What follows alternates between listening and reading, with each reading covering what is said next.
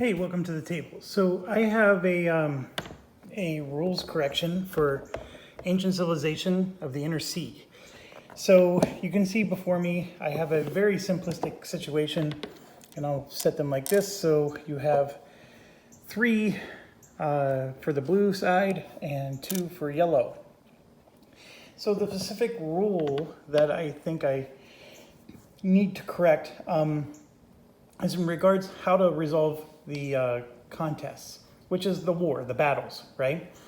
So let me show you the way I did it throughout this playthrough, and just understand that the entire playthrough did it this way, so it's wrong, or at least I believe it's wrong. Went on Board Game Geek thanks to a viewer who sent me a link, and I was able to realize it. So here's how I resolved it. I always just removed one from each, and then blue wins, right? That's how I did it, and blue would win with 1 disc remaining, okay? That's how I resolved it. But let's just be clear, the rulebook does say something that I initially thought was just so convoluted, it didn't make sense. And then the 1 from each was all they had to do. But there is actually a nuance to the way the rule was written, and that nuance does change the outcome of this. Well, it doesn't change the outcome of the battle, but it changes the final result. So here, I'll show you. So the way the rule is written, you start with the least amount of discs first, and you remove 1 from that. Then you check to see if the competition ended, okay? There's 3 ways a competition can end. If there is 1 or less of these for both sides, which is not the case here. If there are none left, which is not the case here, or if there's a 3rd one. Holy cow, why am I forgetting? It'll come to me, I promise. Let me just pull up the rule real quick and put this to bed so we're not arguing over this. But anyways, the point here is that it's changing the outcome of the battle, and I'll show you in a second. So you do this, and then, okay, oh, I know. The 3rd one is that a disc from both sides has been removed. That's what the 3rd one is, okay? And what that does is that stops the round of the competition.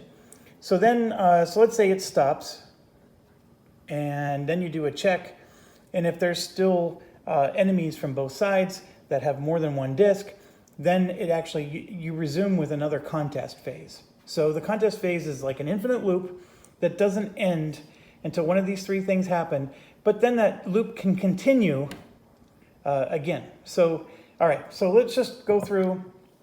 Like I said, the way I resolved it is I would remove 1 from each, and then there'd be 1 left. Okay, that's how I used to do it. So the rule says, remove 1 from the lowest stack. Okay, done. Is there only 1 side remaining? No. Have we removed 1 from both sides? No. Are we at the point where there's 1 or less of these from both sides? No. So the competition continues. Okay? And then we've already removed 1 from this side, so now we remove 1 from this side, because we did the 2 stack, now we move up to the 3 stack. So all the armies with 3 stacks gets 1 removed. Have we removed 1 from both sides? Yes. So the contest temporarily ends. But then we go to the next check that says, is there still a situation where there's more than 1 on both sides? Yes. So then it says, start the contest over again. Go back to step 4 and start over. So now we go back to step 4, which says start with the lowest stack, remove 1. Now, ask yourself the question, did we remove 1 from both sides? No. Is there 1 or less for both sides? No. Is there only 1 side left? Yes. So now the competition pauses again. And so, as you'll notice, I never took 1 from this side. So this would actually end with a stack of 2 instead of a stack of 1. So I hope that made sense. And please ask questions on this, because my entire playthrough did this wrong. And in fact, I want to do another playthrough now. So the player aid, where this is listed, is here. So let's point this out. Participating factions, so simultaneously remove 1 disc belonging to a faction with exactly 1 disc. Then simultaneously remove 1 with 2 discs. followed by the loss of 1 disk for 3, and then 4, and so on. And it says immediately stop removing disks when one of these 3 things happen. Every participating faction has lost a disk, every faction has only 1 or 0, or only a single faction remains. Remember, that was the check I was doing with you guys. If after you stop, the area is still considered contested, then go back up to step 4 and repeat. That's the process I just did for you. So, so once again, just to recap, when I saw that it said to first do this, then that, then next, and then next, I just thought it basically was saying just pull 1 from each stack and then do a check to see if it ends. Okay, it didn't end, so pull 1 from each stack again. Now it ended. That's how I thought it was supposed to be. That was the way I interpreted that rule. Like I said, you start with the lowest stack, you pull 1, you do the check. Okay, it failed. So now I'm going to go to the next highest stack, pull 1, I do the check. Okay, it actually needs to stop, right? So we stopped. So the condition that was met is that every participating faction has lost 1 disk. So condition A was met. So we stop, and then we drop to 5 here, and it says, is the area still considered contested? And the answer is absolutely, because we still have 2 disks here versus 1. And it's only considered not contested if you have that situation.